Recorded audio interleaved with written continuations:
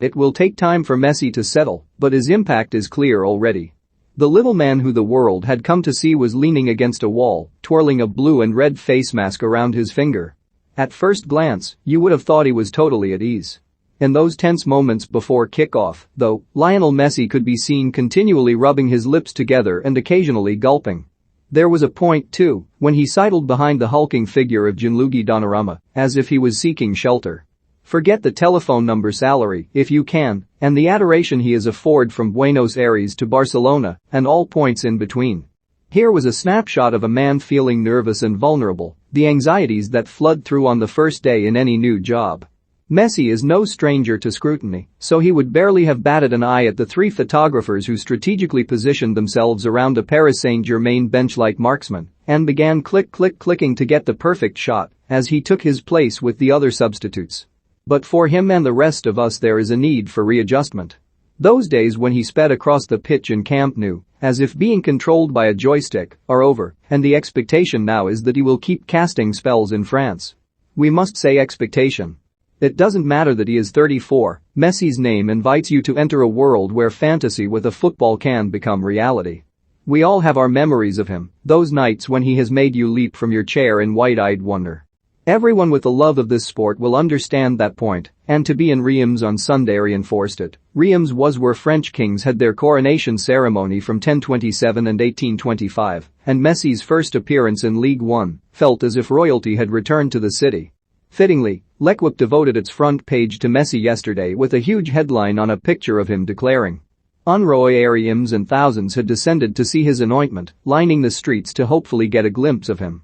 The crowd around the main entrance was 10 deep as the PSG team bus trundled into the stadium at 7:05 p.m., the increased crowd leading to burly security guards looking progressively frazzled as they tried to keep order and barked instructions into walkie-talkies. He was cheered when he bounced down the stairs of the bus. Neymar, by contrast, was loudly booed, but that was nothing until manager Mauricio Pochettino finally gave him the nod to stretch his legs 57 minutes into the game. Ask yourself what happens at English stadiums when a big-name signing from the opposition begins his warm-up. There is booing, gesticulating, and someone will jump from their seat to screech expletives.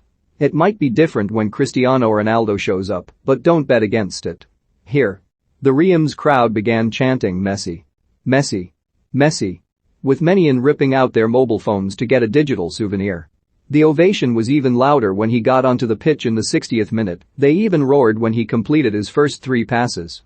Reims had been inundated with requests to accommodate media organizations, there were 120 present, plenty more missed out, and officials said the last time they could remember such a frenzy was when David Beckham played his second match for PSG in March 2013.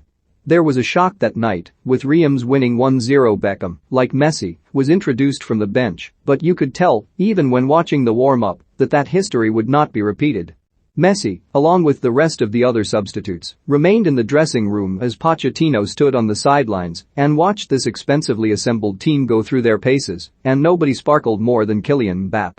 Perhaps his inclusion in the starting lineup was the most emphatic answer to the question of whether Real Madrid will be successful in their relentless attempt to sign him. Mbappé might want to go to Spain, but his attitude faultless, his efforts in the warm-up worth the price of a ticket alone. In one shooting drill, he was picture-perfect right foot, left foot, top corner, bottom corner, and the prospect of him dovetailing with Messi and Neymar is filled with the potential of them amassing PlayStation scores when it all clicks. Will Mbappé stay? Said Pochettino. Well, he's our player. The football industry is full of rumors. Our chairman and Leonardo are very clear. He is here with us. I am very happy to have him. He is one of the best. It's a gift. Mbappé was the star of the evening, the man most likely to score from a very early stage. In the 10th minute, he dragged a shot wide, but Reims were not anywhere near so lucky in the 16th minute, when the majestic Angel Di Maria, how did it not work for him at Manchester United? Picked him out.